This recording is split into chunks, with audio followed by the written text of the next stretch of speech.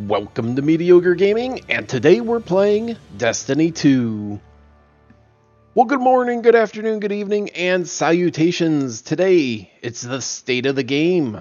Let's get to it.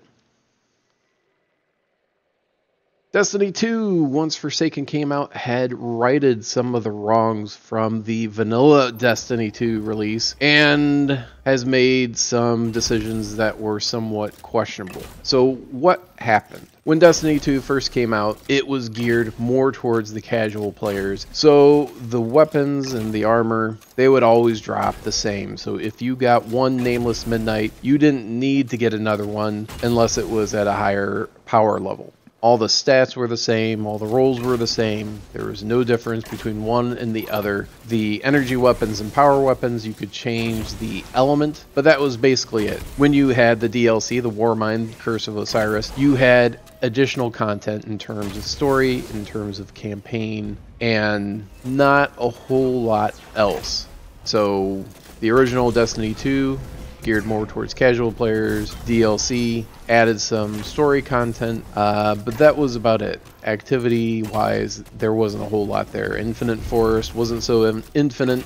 Sleeper nodes are a pain, and it's very heavy in the RNG. Now when the Forsaken came out, they heard what the fans were saying and they said, okay, we understand, and they brought back random rolls to the weapons and armor. They put perks on the armor so that you could keep getting the same things over and over, and it'll never really be the same.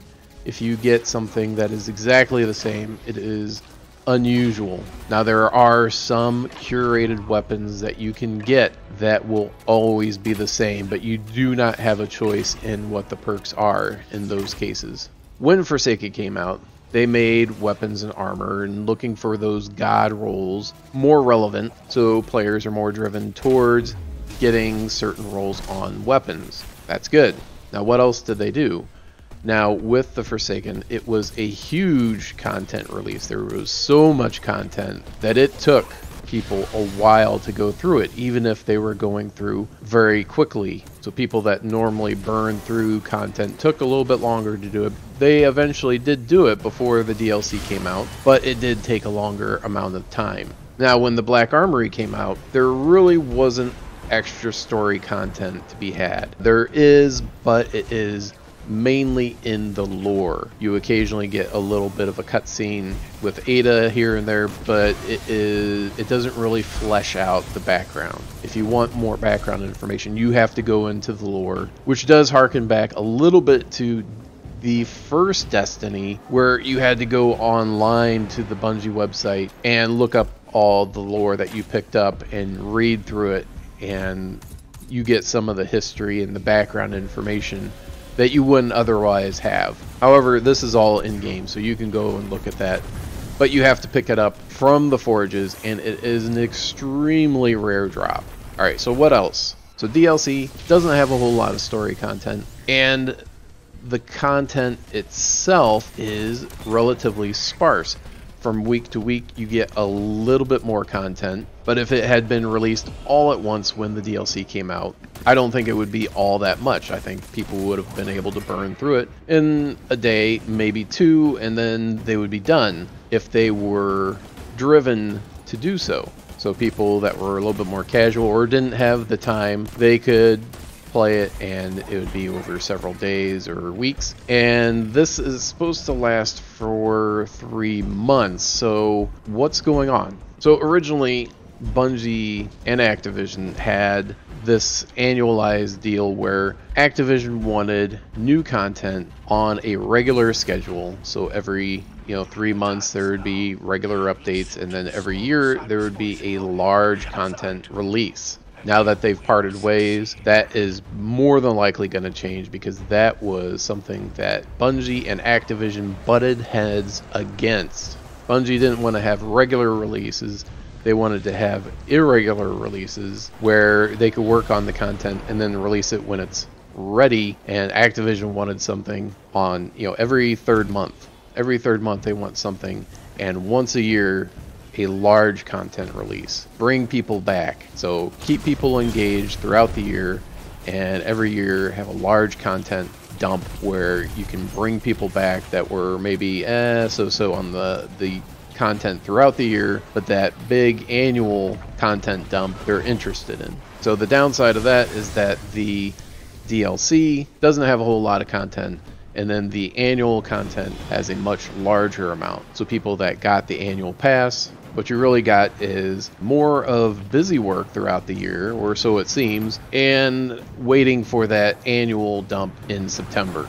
Because of that model, I think there are at least a section of the player base that is disenfranchised with that decision, where throughout the year you don't have a whole lot of content and you only have a large amount of content one time a year. You may have a huge amount of content, but you burn through it after 1, maybe 2 months. So it doesn't make a whole lot of sense from that perspective.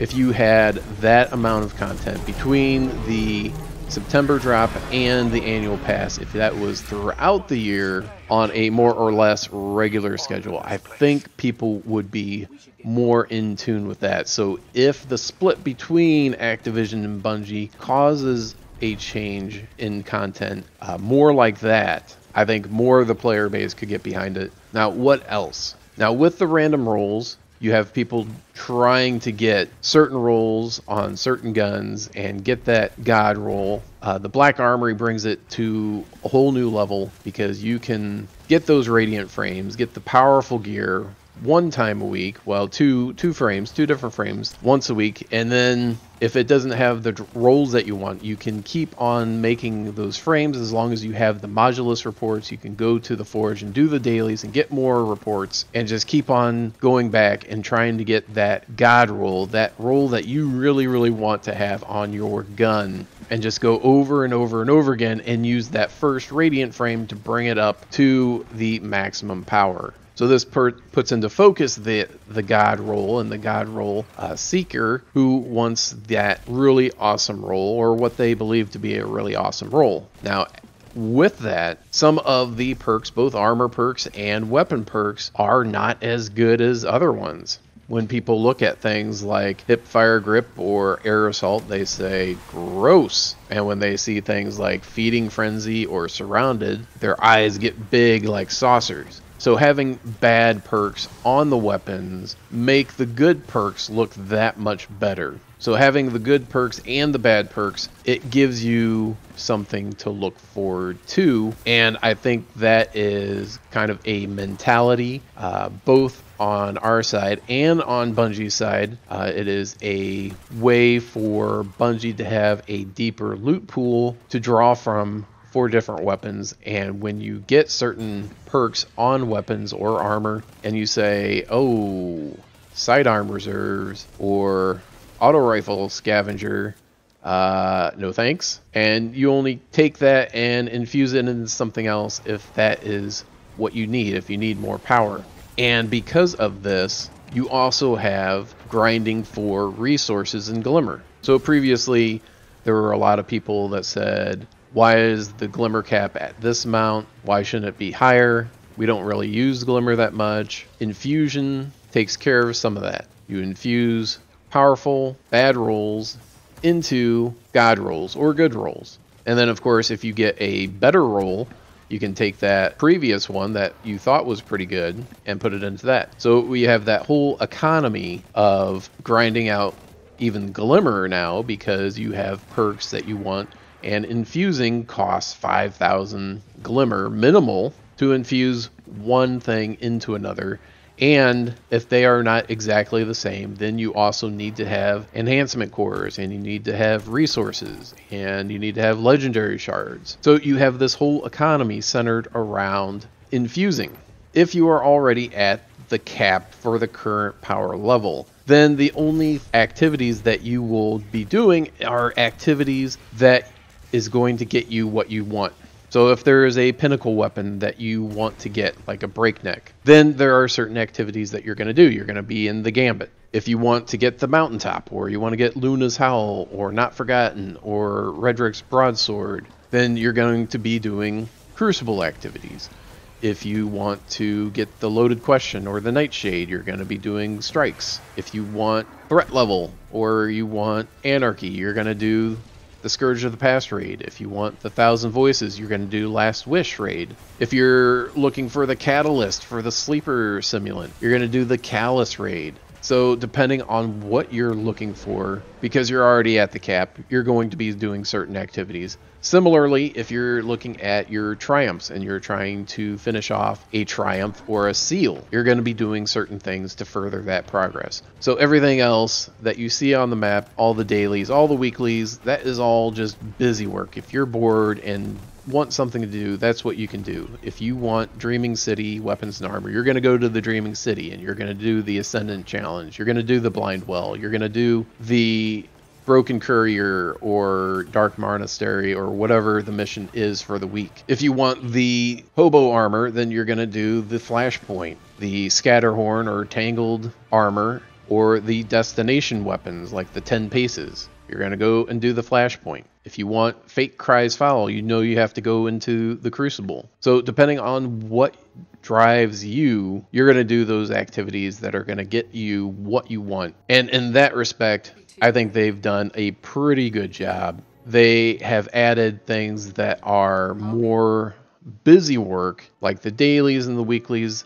When you're not up to level, those are good things to do to get up to the max level. If you're already at the max level, those things are just things to do when you don't feel like doing anything else, when you're not going for the seal or a triumph or a collection. So similarly, if there is nothing that you are in pursuit of, then there is nothing to do. If you're already at max level, and there's nothing that you really want to pursue, you don't want to go for the seal, or you already have the seals, or you already have the anarchy or threat level or whatever, and you don't want to go for the triumphs, then there's nothing to go for. And that's really the end game for Destiny 2, is going for those triumphs. Go for the seals, go for those hard to get items and things that make you feel more complete by playing. So in the future, I would like to see more content released on a regular basis rather than a large content release once a year.